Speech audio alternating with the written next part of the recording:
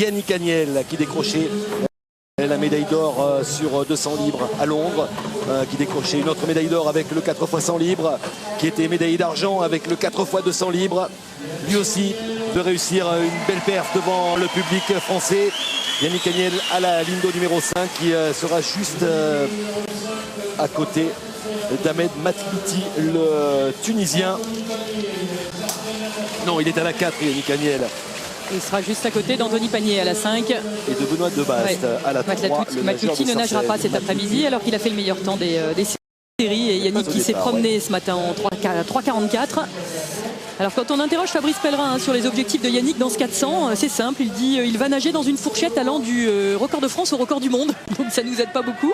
Mais en tout cas, son objectif à Yannick, c'est de battre le record de France. 3,39,91 l'an passé. Un temps qu'il avait fait sur 400 avant de décider de privilégier le 100 et le 200. Et le voilà de retour sur 400. Il signait son record de France à Chartres en décembre 2010. Il est à la ligne d'eau numéro 4. C'est Paul Biedermann, l'Allemand, qui détient le record du monde en 3,32,77.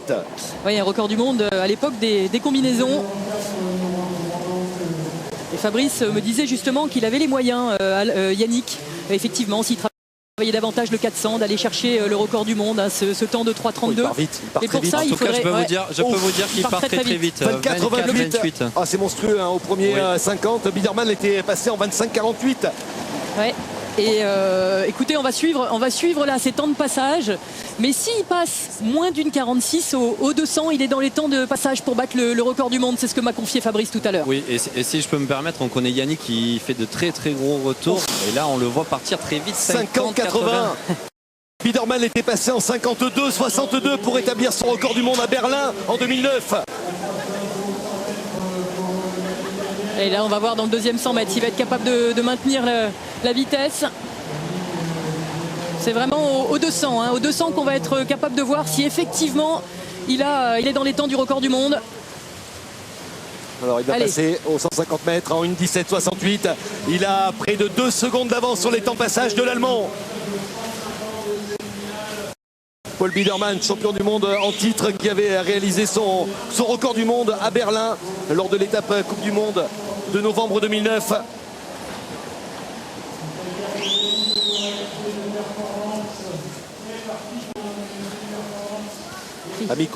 Il est parti pour faire un énorme chrono. Christophe, une 44-73. Il maintient ce rythme d'enfer. Et derrière, en deuxième position, à la ligne d'eau numéro 5, c'est Anthony Pagnier. Il a plus d'une seconde d'avance sur le temps que s'était fixé Fabrice pour être dans les temps du record du monde. Du record du monde de Paul Biedermann. De 13,52 le temps de passage de l'Allemand. Il a toujours quasiment 2 secondes d'avance sur les temps de passage du chrono de l'Allemand. Il maintient l'allure, le Niçois. Yannick Agnel qui va nager le 100, le 200, le 400 donc, et le 800. Et le 800 ici à Angers, un programme copieux, le même programme que Camille Muffat. Temps de passage de Biedermann aux 300 mètres, 2,40,65. Et Yannick qui passe en 2,38,85.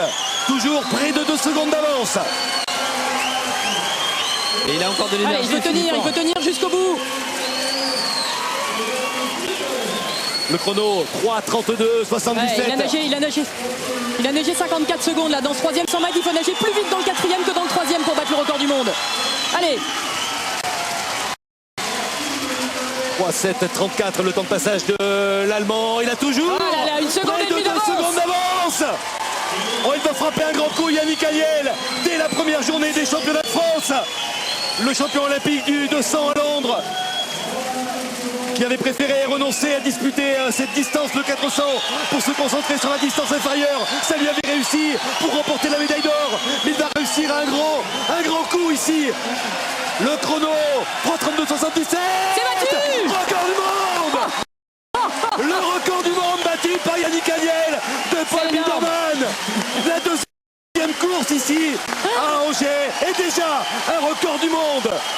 3,32,25. La deuxième place pour Anthony Pagnier, qui était à la ligne de numéro 5 en 3,43,85. La troisième pour Sébastien Rouault, 3,45,37. Quel chrono! Il est rapide ce bassin. 25. Il est rapide ce bassin, je vous l'avais dit. Il est rapide, il y a quelque chose. Il qui mesure se pas passe. 25 mètres ou quoi?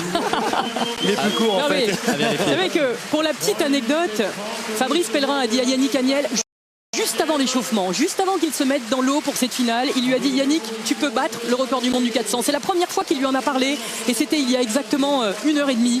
Et ça a dû trotter dans la tête de Yannick pendant l'échauffement et pendant ce petit passage à la chambre d'appel avant de monter sur le pot de départ.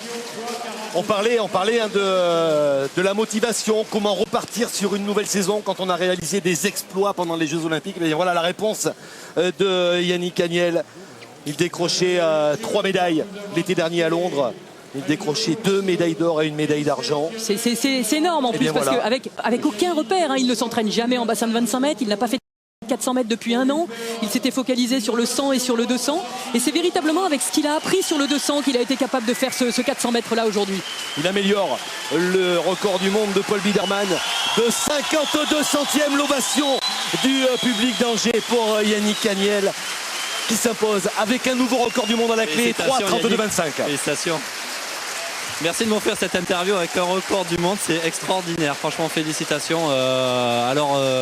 Excuse-nous d'avoir essayé de t'importuner tout à l'heure. On comprend un peu mieux ton visage fermé et ton refus de vouloir nous accorder une interview quelques minutes avant cette superbe course. Félicitations. Qu'est-ce qu'on peut en dire? Qu'est-ce que tu peux en tirer? Je visais un temps proche du record du monde, donc je suis heureux que ça se passe comme ça. C'est assez proche, oui.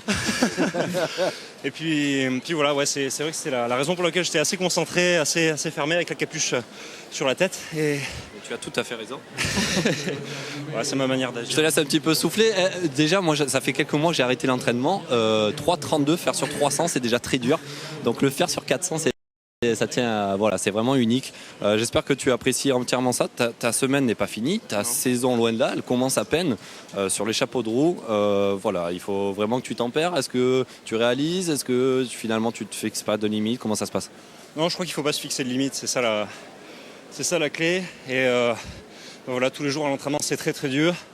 C'est vrai que la semaine n'est pas terminée, loin d'être terminée. Il me reste encore le 100, le 200, le 800 demain. Donc, et le plaisir prend le pas sur la difficulté de la tâche, on dirait. Je pense que c'est ça. Au départ, j'étais pas parti pour me dire voilà, je vais essayer d'accrocher le record du monde.